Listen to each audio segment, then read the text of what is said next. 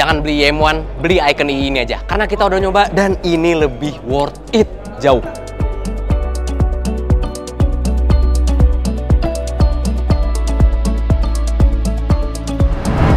Oke. Sekarang waktunya kita nyoba Icon E. Ini posisi berkendaranya persis sama IM1i. Persis banget.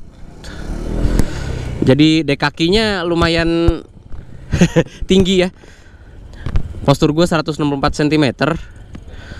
Jadi ngepas banget nih di dek kakinya, nggak terlalu dingklik posisinya, paha nggak terlalu naik, jadi masih nyaman posisi berkendaranya. Kalau di bagian kaki, tangan juga masih nyaman, stang cukup lebar, nggak terlalu lebar, jadi buat bermanuver masih bisa gampang.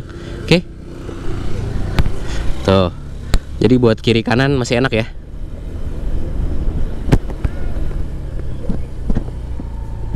Nah, kita ngegrobyok dulu.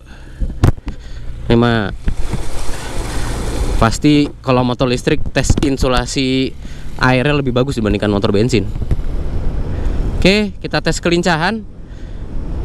Sebenarnya kelincahannya persis sama IM1i. Tuh,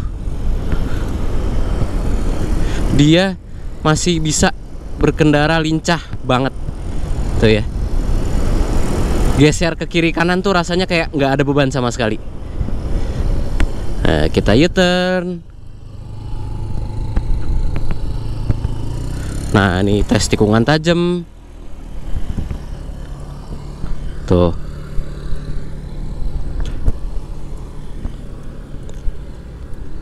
Masih bisa dikendalikan dengan sangat akurat.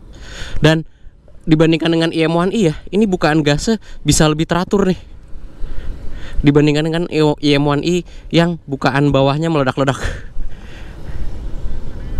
Ini masih bisa diurut dengan sangat bagus. Cuma tetap motor listrik tuh ya ampun, 40 km per jam ke atas udah nggak ada tenaganya sama sekali. Kita ngegrobyok lagi.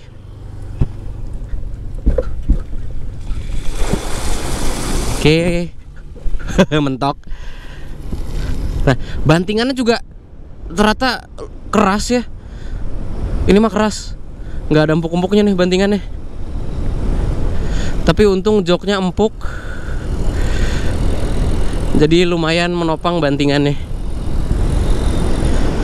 Dia walaupun wheelbase kecil, tapi cukup stabil ternyata di kecepatan tinggi.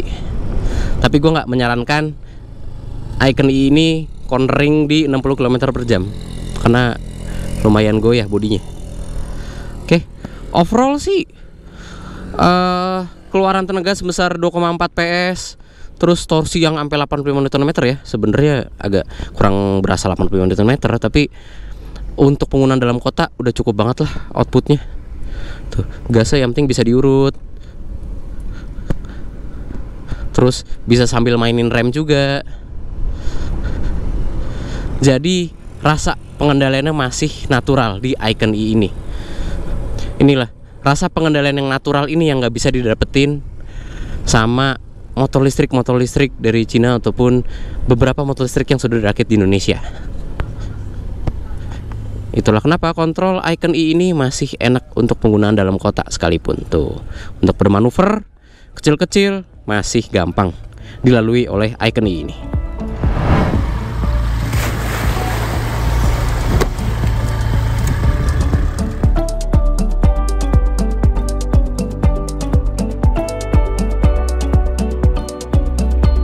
Jadi itulah kenapa Honda Icon E ini lebih menarik dibandingkan dengan IM1i ini. Karena pengendalian yang natural banget, seperti selayaknya sebuah motor perkotaan. Dan ICE, ini ada di EV dengan bukaan gas yang bisa kita urut. Jadi nggak langsung ngagetin ketika kita buka gas ya. Terus pengeremannya masih natural, masih empuk, responsif.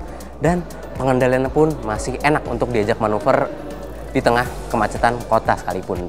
Jadi itulah yang ditawarkan oleh Honda saat ini. Walaupun harganya 28 jutaan, tapi Honda menawarkan keamanan berkendara yang lebih mumpuni dibandingkan dengan motor listrik yang jauh lebih murah. Kalau misalkan kalian pasti udah pernah nyoba motor listrik yang lebih murah, gasnya itu responnya ngagetin banget, pengeremannya juga nggak natural, dia bisa antara lebih keras atau malah terlalu empuk atau malah nggak ada rasanya sama sekali. Tapi di Honda Icon ini semuanya natural, seperti selayaknya sebuah skutik perkotaan dengan mesin bensin biasa. Dan dengan harga tersebut, Honda Icon E sudah termasuk paket pembelian casan dan juga baterainya. Jadi lebih menarik dibandingkan dengan IM1i. Dan yang selalu nanya rangka, tenang, Icon E ini bukan pakai rangka ESAF. Jadi soal kestabilan, soal kekuatan, pasti Icon E ini lebih kuat. Udah dites gerobak-gerobak juga aman-aman aja kok kan. Oke, jadi itu dia impresi pertama kita mengendarai Icon E ini. Jika kalian suka dengan konten ini, klik like, subscribe, dan tekan lonceng untuk mengetahui video seru selanjutnya dari Autonet Max. Gue Satrio, dadah!